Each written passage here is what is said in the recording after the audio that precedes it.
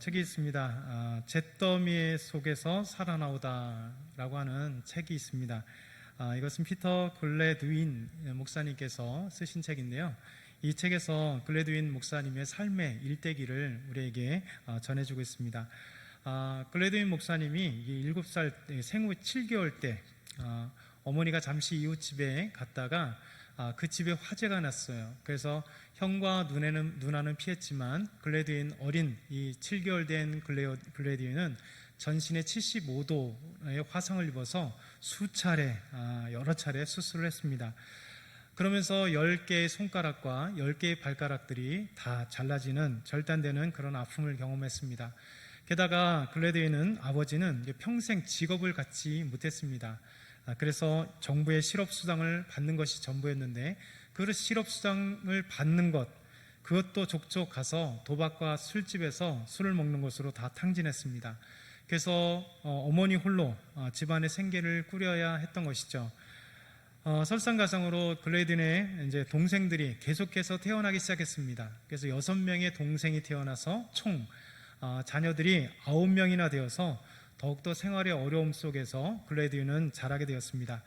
그래서 11살 때에 글래드윈이 식품점에서 물건을 훔치다가 8주 동안 교도소에 갔게 되었습니다.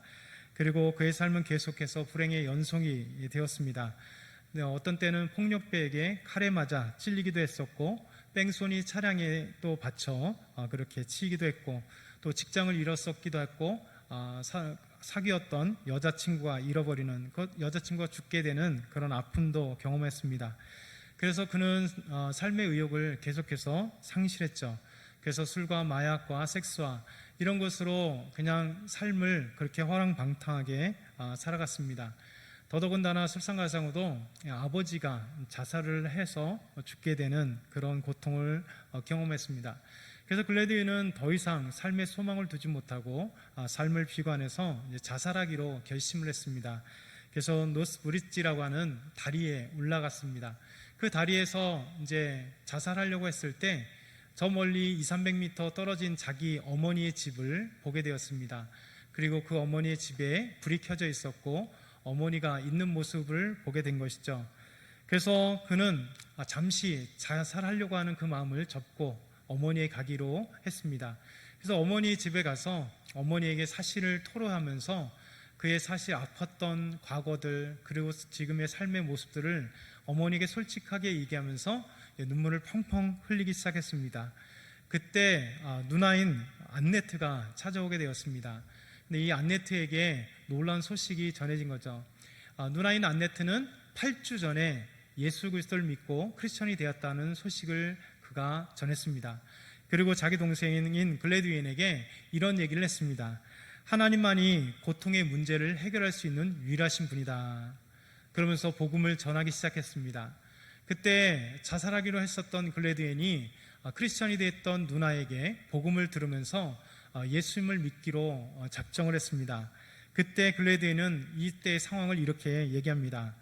나의 캄캄한 절망이 한 줄기 밝은 빛의 희망에 의해 찢겨나가고 나는 한 환상을 보게 되었습니다.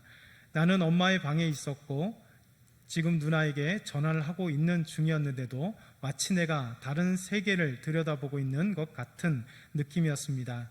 그때 주님께서 말씀하셨습니다. 내게로 오라. 내가 너에게 쉼을 주겠다. 글래드윈의 이 아름다운 고백입니다. 예수 믿기로 작정했고 예수 믿는 가운데 주님께서 음성을 들려주신 것이죠. 내게로 오라. 내가 너를 쉼을 주겠다.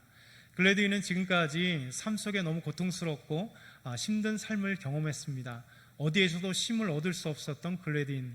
그런데 예수님께서 그에게 복음으로 찾아오셨고 이제 예수님께서 그에게 아름다운 쉼을 주겠다라고 하는 그 말씀을 들려주셨습니다.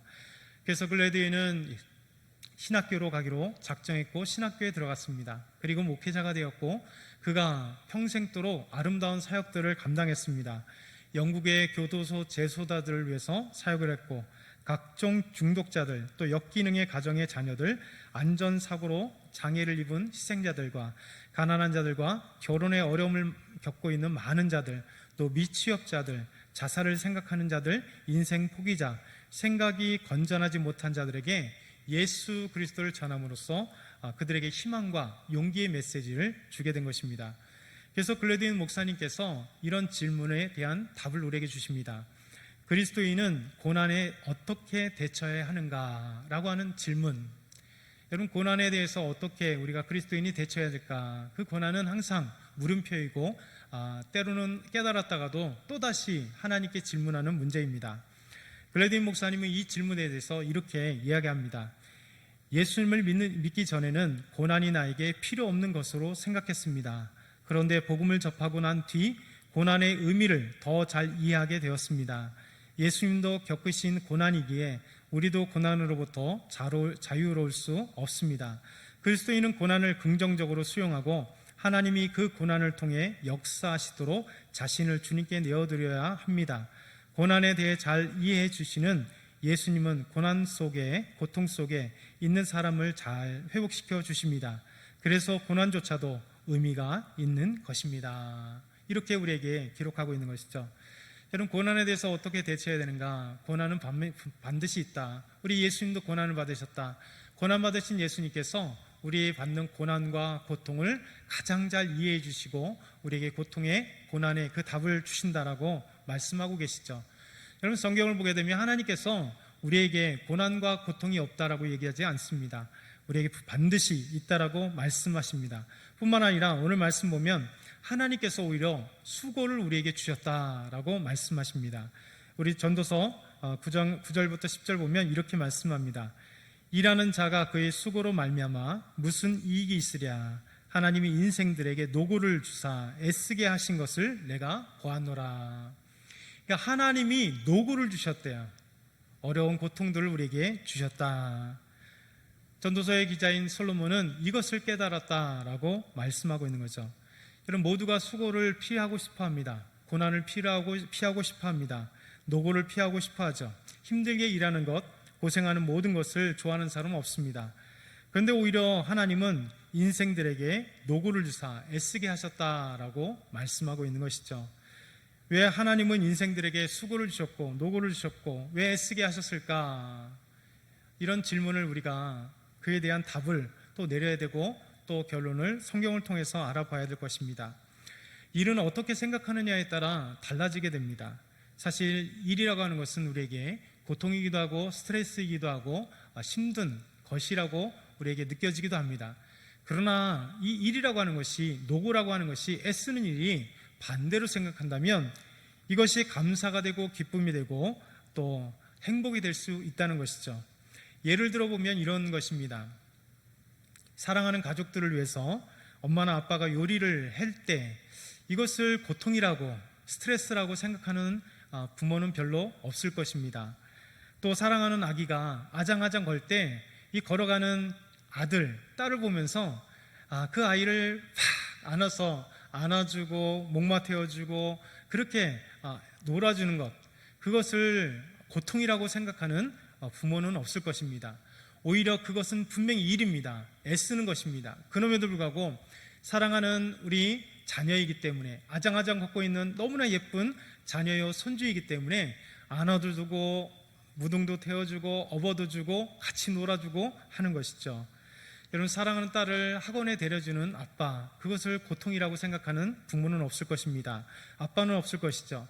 또 시골에서 우리 사랑하는 자녀들을 위해서 농사를 지면서 그 농산물을 가을에 고추를 갖다 주고 또 여러 것들을 갖다 주면서 그렇게 갖다 주기 위해서, 사랑하는 자녀들에게 주기 위해서 농사를 짓는 부모님들이 이것이 정말 힘들다, 불평하고 원망하고 이 자식들이 왜 있어서 이런 수고를 해야 되는가 라고 불평하는 부모님은 없을 것입니다.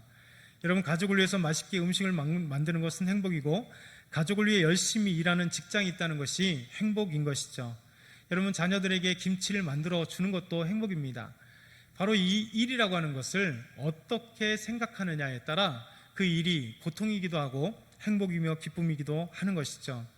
하나님은 우리에게 일을 주셨다 말씀하십니다. 노고를 주셨다 말씀하십니다. 일은 바로 사명이고 행복이라 말씀하시죠.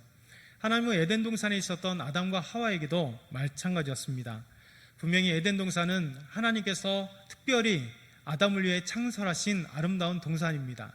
에덴 동산에는 사시사철 과일들이 있었고, 그리고 멋진 꽃들이 있었고, 그리고 아름다운 동물들이 함께 살아갔고, 그곳에는 평화와 기쁨이 있었습니다.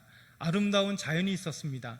아담은 그곳에서 그냥 마음껏 보이는 모든 것 따먹으면서 즐길 수 있었습니다. 그럼에도 불구하고 하나님은 아담에게 이런 말씀을 하십니다. 창세기 2장 15절의 말씀 보면 이렇게 말씀하십니다. 우리 한번 같이 창세기 2장 15절 읽겠습니다. 여호와 하나님이 그 사람을 이끌어 에덴 동산에 두어 그것을 경작하며 지키게 하시고, 하나님이 창조하신 아담에게 그리고 창설하신 에덴 동산에 그 아담을 데리고 오시면서 여기서 마음껏 놀아라, 그리고 더 이상 그 어떤 고통스러운 일들 하지 말아라, 그런 얘기가 없었습니다. 에덴 동산에 데리고 오면서 아담에게 놀라운 사명을 주셨죠. 두 가지 사명입니다. 하나는 경작하며, 하나는 지키라. 그러니까 에덴 동산, 하나님이 창설하신 아름다운 에덴 동산을 지키는 사명을 가지고 있는 것이죠. 여러분, 지킨다는 것은 가만히 있으면 될까요? 아니죠. 에덴 동산을 끊임없이 다니면서 무엇이 망가졌는가, 또 아니면 나무가 부러졌는지 이상이 있는지 수없이 그 에덴 동산을 돌아다니며 지키라고 하는 것입니다. 그리고 경작하라는 것입니다. 그냥 자라난 분명히 아름다운 열매들이 있지만 과실나무를 경작하라는 것이죠. 더욱더 아름답게 나무를 심고 가꾸고 경작하라고 말씀하시는 겁니다. 하나님은 아담에게 이미 일이라고 하는 놀라운 그 노동에 직분을 주시고 사명을 주시고, 그것이 바로 행복이다라고 말씀하신 것입니다. 우리 하나님은 이렇게 인류 최초인 사람에게도 경작하고 지키는 일을 통해서 수고의 그 노동의 그 기쁨을 누릴 수 있도록 하나님께서 함께 하신 것이죠. 우리는 아마 이 일이 힘들 때, 고통스러울 때, 스트레스를 받을 때 한번 그것을 해결할 수 있는 방법은 간단하게 뒤집어서 반대를 생각하면 우리에게 주신 것이 얼마나 감사하고 행복인지 알 수 있을 것입니다. 일을 하고 싶어도 일자리가 없다, 이렇게 한번 생각해 보십시오. 그리고 취업을 하고 싶어도 취업할 자리가 없다. 자녀들에게 맛있는 음식을 주고 싶어도 자녀들이 다 출가해서 자기들끼리 잘 먹고 잘 살고 있을 때, 오늘 아침에 저녁에 같이 자녀들과 행복한 저녁 식사를 하고 싶어도 집에 덩그러니 남편과 아내만 있을 때, 이렇게 생각해 보면 사랑하는 자녀들이 함께 있다는 것이 얼마나 소중하고, 그리고 자녀들에게 무엇인가 음식을 만들어 갖다 준다는 것도 얼마나 소중하며, 내가 일을 할 수 있다는 것이 얼마나 소중한 것을 알게 됩니다. 여러분, 이 일을 통해서 우리는 성취감을 느낄 수 있습니다. 이를 통해서 하나님이 주신 행복을 느낄 수 있습니다. 이를 통해서 하나님이 하고 싶어 하시는 그 놀라운 일들을 알아갈 수 있다는 것이죠. 그래서 이를 통해 받은 월급이 우리의 기쁨이고 행복이요, 가족의 기쁨인 것이죠. 그래서 이를 통해서 우리 하나님은 그 일을 통해서 수고라고 하는 것을 경험하지만 그것이 불행이고 스트레스가 아니라, 고통이 아니라 오히려 행복으로 누리라고 하나님은 우리에게 말씀하고 있습니다. 그래서 이를 통해서 하나님 앞에 나아갈 때, 특별히 우리 하나님은 하나님의 나라의 일들, 교회에서 신앙적인 일을 통해서 우리에게 맡겨진 것들이 있죠. 그래서 하나님은 우리들에게 일을, 헌신적인 것을 요구하고 충성을 요구합니다. 그래서 우리에게 맡겨진 많은 일들이 있습니다. 찬양대도 연습이라고 하는 수고가 있어야 아름다운 찬양을 하나님께 올려드릴 수 있는 것이죠. 우리가 교회를 청소했을 때 이 아름다운 본당, 교회가, 깨끗한 교회가 될 수 있는 겁니다. 분명히 이렇게 일을 할 땐 분명히 노고와 수고가 따르지만 그 결과는 아름답고 그 결과는 하나님 앞에 행복을 누릴 수 있다는 것이죠. 하나님 우리들에게 많은 것들, 많은 사명을 주셨을 때 하나님이 마지막 회개를 하십니다. 마태복음 25장 21절을 보게 되면 멀리 타국에 갔을 때 달란트를 주었던 2달란트, 3달란트, 5달란트, 달란트를 준 주인, 그리고 달란트를 받은 그 종들에 대한 이야기를 예수님께서 하십니다. 그리고 와서 그 귀한 일들을 다 감당할 때 이렇게 말씀하시죠. 함께 같이 읽어볼까요? 시작. 그 주인이 이르되 잘하였도다 착하고 충성된 종아, 내가 적은 일에 충성하였음에 내가 많은 것을 내게 맡기리니 내 주인의 즐거움에 참여할지어다 하고. 아멘. 우리에게 맡겨진 일들을 잘 감당하고 비록 수고와 노고가 따른다 할지라도 그것을 잘 감당하고 그것을 남길 때 우리 하나님은 착하고 충성된 종아, 내가 작은 일에 충성하였음에 내가 많은 것으로 내게 맡기겠다, 우리 주님께서 말씀하신다는 것이죠. 여러분, 이것이 얼마나 소중한 기쁨이고 은혜인지 모릅니다. 현대사회는 일할 수 있는 것 자체가 얼마나 소중한지 모릅니다. 왜냐하면 점점 일자리가 줄어들고 청년들은 취업하기가 너무 어려운 시대, 특별히 코로나19로 인해서 경제가 점점 힘들어지고 어려움이 빠지게 됩니다. 2.5 그리고 3단계로 넘어간다면 많은 직장인들이 직장에 갈 수 없고 또 많은 알바생들이 자리를 잃어야 되는 그 아픔들이 있게 됩니다. 이럴 때 우리에게 일할 수 있다는 것이 얼마나 감사하고 또 소망인지 모릅니다. 여러분이 일이 없다는 것은 소망이 없다는 얘기입니다. 여러분과 저와 여러분에게 일이 없다면, 지금 다니고 있는 직장, 그것을 이제 더 이상 다니지 못한다면, 은퇴하고 이제 여러 가지 은퇴 이후에 많은 것들을 계획하겠지만 사실 은퇴 이후에 가장 걱정되는 것이 일이 없다는 거예요. 일이 없다는 것은 내 존재가 정말 필요한가, 그런 것을 고민하게 될 때가 있는 것이죠. 일을 할 수 없는 것은 소망을 잃어버리기도 하는 것이죠. 그러나 여러분, 일이라고 하는 것이 우리에게 소명도 주고 또 사명도 주고 또 행복감도 주고 또 일이라고 하는 것을 통해서 소망도 얻게 되는 것이죠. 나이와 상관없이 꿈을 가진 사람들은 끊임없이 일을 합니다. 그리고 도전합니다. 그것을 통해서 새로운 인생들을 체험하게 되죠. 우리 잘 알고 있는 KFC, 켄터키 프라이드 치킨, 이 창업한 분이 할랜드 샌더스라고 하는 사람입니다. 그분은 65세에 이 KFC를 깡통 하나 들고 닭 한 마리 갖고 시작했던 분입니다. 그 레이 크록이라고 하는 분은 53세에 맥도날드를 창업했습니다. 화가 피카소는 91세까지 그림을 그리게 되었죠. 그리고 톨스토이는 88세까지 작품을 썼습니다. 그리고 예술가였던 파브로 카잘스라고 하는 분은 90세가 넘도록 첼로를 연주했습니다. 그리고 화가 모네는 76세에도 아름다운 그림을 그렸고, 프랭클린은 78세에 이초점 안경을 발명했습니다.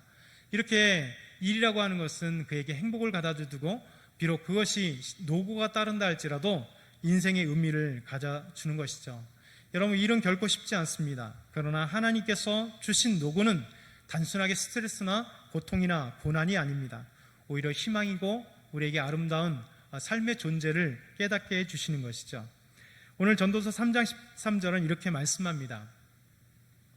사람마다 먹고 마시는 것과 수고함으로 낙을 누리는 것이 하나님의 선물인 줄을 또한 알았도다. 여러분, 사람마다 먹고 마시는 것, 그것만이 아니라 수고함으로 낙을 누리는 것이 하나님의 선물이다, 이렇게 표현하고 있는 것이죠.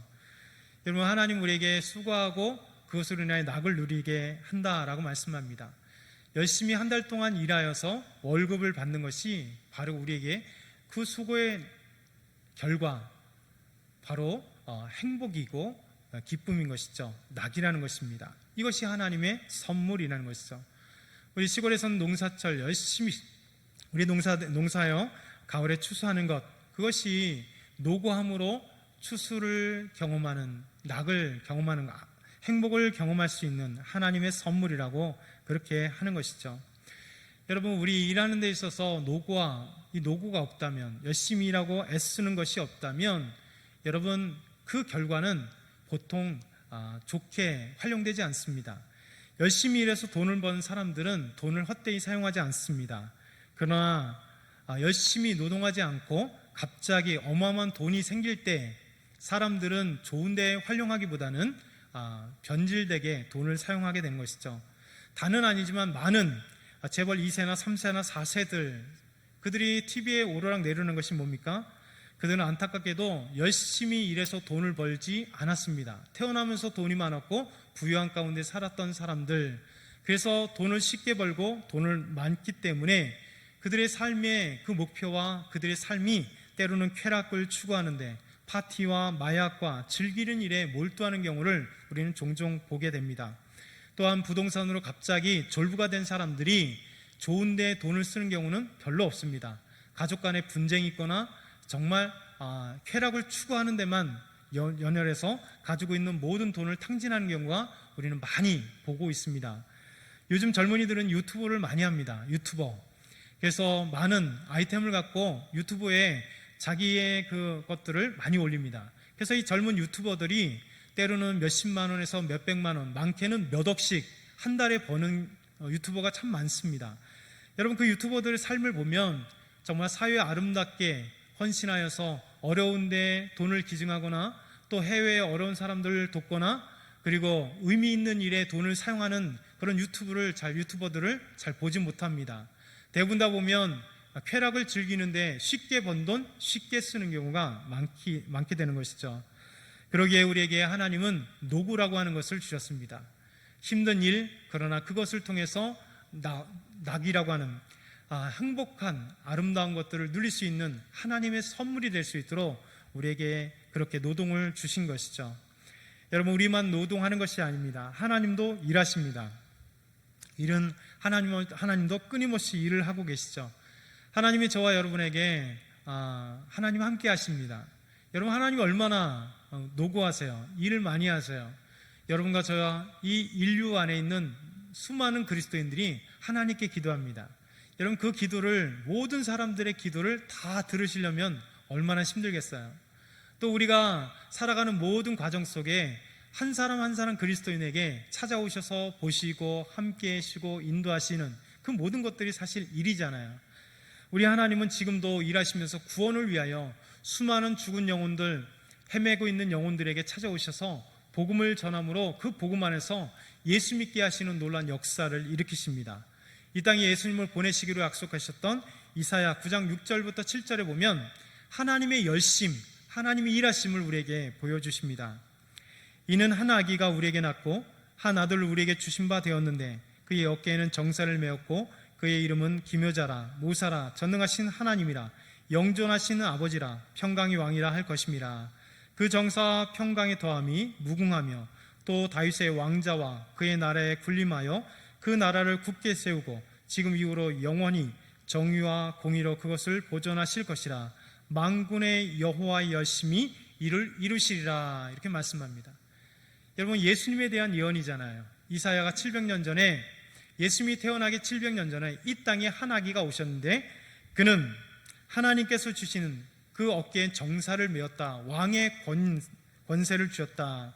기묘자나 모사라, 전능하신 하나님, 영존하신 하나님, 평강의 하나님, 그분을 이 땅에 보내실 건데 구원을 위해 예수 그리스도를 이 땅에 아기로, 사람으로 보내실 것이라 말씀하십니다. 그것이 뭘까요? 하나님의 열심, 하나님의 일하심, 구원함에 있어서 하나님은 끊임없이 일하시고 끊임없이 일하신다 말씀하시는 것이죠. 우리 하나님은 수고를 마다하지 않습니다. 우리 하나님은 일을 마다하지 않습니다. 우리 하나님은 쉬시고 싶지만 구원을 위해서 일하시고 이 우주 만물을 지금도 정돈하시고 관할하시고 보호하시고 움직이고 계시는 것이죠. 여러분, 하나님이 일에 대해서 외면하셨다면 하나님도 일을 하지 않으실 뿐만 아니라 우리에게도 노고를 주지 않으셨을 것입니다. 근데 하나님 우리에게 적당한 수고를 우리에게 주셨고 일을 주셨고 그것을 통하여 행복을 이루게 하시고 그것을 통하여 하나님의 나라를 이루게 하시는 것이죠. 프랑스의 실존주의 문학가였던 알베르트 까미와 독일의 비판 사학자였던 막스 홀크하이머 같은 이 무신론자들은 하나님에 대해서 이렇게 비아냥거리며 말합니다. 이 세상에 고통과 질병 등 각종 고난이 있는 것을 보아, 여러분, 각종 고난이 있는 것을 보아서 하나님은 존재하지 않거나 존재하더라도 이 세상의 고난에 대해서는 아무런 무관심이, 관심이 없는 저 멀리 계시는 천상의 존재가 바로 하나님이다. 이렇게 얘기를 했습니다. 이런 무신론자들, 까미나 호크하이머 같은 이런 사람들은 하나님에 대해서 몰라요. 여러분, 신은 이 땅에 수많은 고난이 있는 것을 봐 하나님이 계시지 않는 것처럼 보였죠. 그리고 세상의 악과 고통을 가지고 하나님의 선한 존재, 이 선한 존재인지 아닌지에 대한 신정론자들, 곧 고통이 있으므로 하나님은 악한 존재다, 악한 하나님이다, 이렇게 얘기하는 신정론자들은 이렇게 얘기합니다. 설령 하나님이 있더라 하더라도 이 세상의 각종 고통과 재난으로 보아 악한 신이다. 여러분, 하나님이 있다 해도 이 세상의 수많은 각종 고통과 재난들, 이것이 있는 걸 보아서 하나님은 악한 하나님이다, 악한 신이다, 이렇게 그들은 얘기합니다. 여러분, 그러나 이 사람들의 어리석음이 뭘까요? 하나님의 일하심을 알지 못하는 것이죠. 하나님은 수많은 고통 가운데 멀리 하시는 것이 아니라 하나님이 찾아오십니다. 그리고 함께 하시고 인생의 고통을 보고 계신다는 겁니다. 그리고 우리에게 찾아오셔서 그 고난과 고통 가운데 함께 해주시며 위로해 주시며 고난과 고통을 이기게 하시며 또 구원하시는 데 있어서 하나님은 일하시는 하나님, 저 멀리 계시는 그런 이원론적 하나님이 아니라 하나님은 우리와 함께 하시는 하나님이다 말씀하고 있는 것이죠. 그러면 시인은 시편 119편 67절에 이렇게 말씀합니다. 고난 당하기 전에는 내가 그릇 행하였더니 이제는 주의 말씀을 지키나이다. 우리 잘 아는 말씀이지만 여러분, 우리가 고난 당하기 전, 사람은 고난이 필요 없다, 고난이 있기 때문에 하나님은 악한 신이다, 고난이 있기 때문에 하나님은 없는 자다, 이렇게 말하는 무신론자들이나 신정론자들, 수많은 믿음이 없는 자들의 그 얘기처럼 그러지 않습니다. 오히려 하나님은 고난 당할 때, 내가 고난 당하기 전에는 그릇 행하였지만 고난 당한 것으로 인하여 주의 말씀을 지키나이다. 무슨 얘기일까요? 고난을 통하여 살아계신 하나님을 경험하는 겁니다. 고난을 통하여 고난 중에 임하시는 하나님, 나에게 찾아오셔서 고난을 이기게 하셔서 나에게 때로는 믿음을 주시고 용기를 주시고 또 모든 환경을 움직이셔서 고난을 이기게 하시는 그 하나님의 놀라운 손길, 그 은혜, 살아계신 하나님을 발견하게 하시는 것이 바로 우리 그리스도인들이 경험할 수 있는 위대한 역사입니다. 그래서 이 시인은 고난 당하기 전에는 내가 무릇 그릇 행하였지만 고난 당하고 난 뒤에 하나님의 말씀을 지키게 된다고. 여러분, 말씀은 체험하는 자들에게 진리인 것입니다. 살아계신 하나님을 체험할 때 살아계신 하나님이 우리가 입술로 고백하게 되는 것이죠.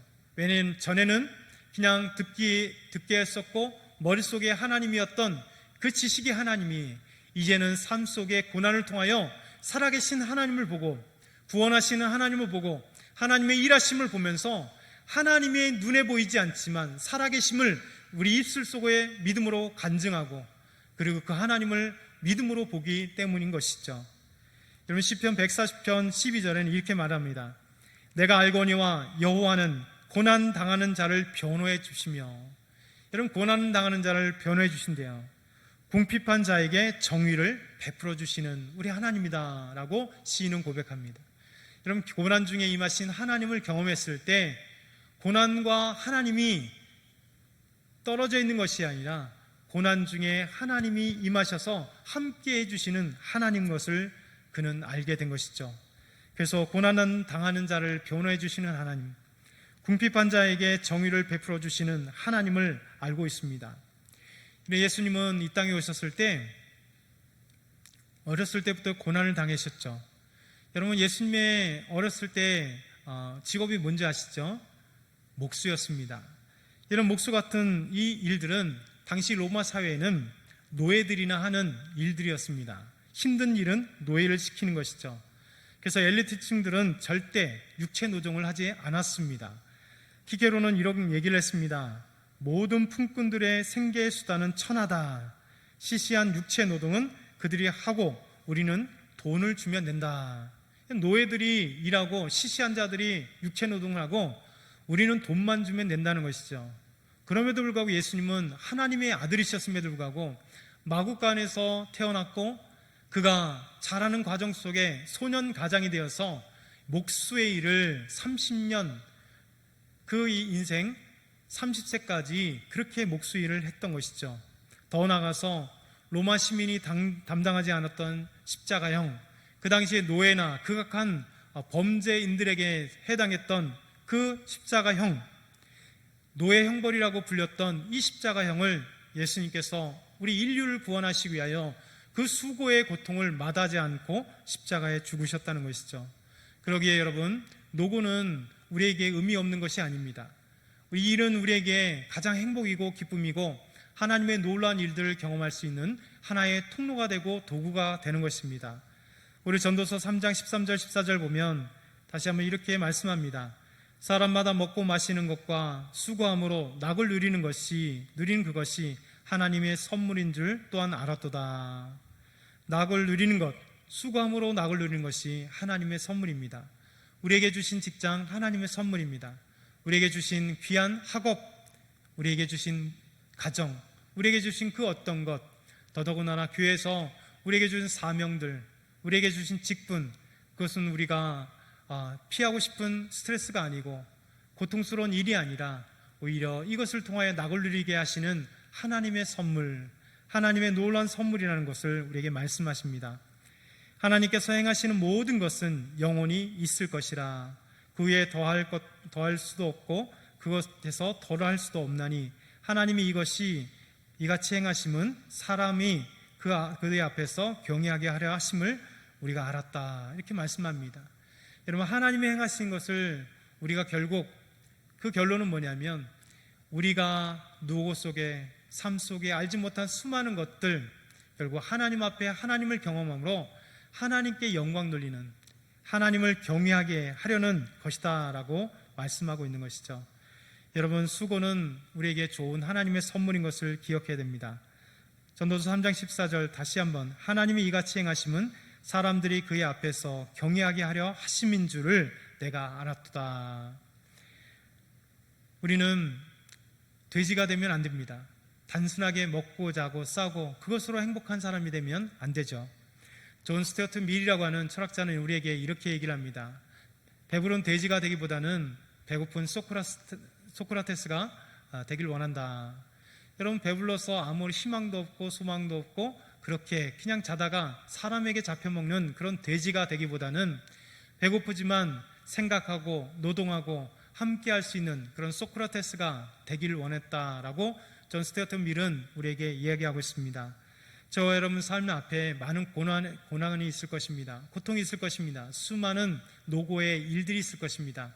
그러나 그때마다 우리가 하나님께서 왜 이 수고, 노고를 우리에게 주셨을까를 생각할 때 하나님이 우리에게 낙을 누릴 수 있는 하나님의 선물을 주기 위하여 이 수고를 주시고 일을 주시고 직장을 주시고 학업을 감당할 수 있도록 해주셨다는 것, 특별히 교회 안에서 하나님의 일들을 위하여 교사로, 찬양대로, 또 차량으로, 또 수많은 우리 봉사로 하나님께 영광 돌릴 수 있는 이 일들, 이것이 바로 하나님을 경외하는 일이요 또 하나님께서 우리에게 주신 선물임을 기억하고 하나님 앞에 감사하는 저와 여러분이 다 되길 축원합니다.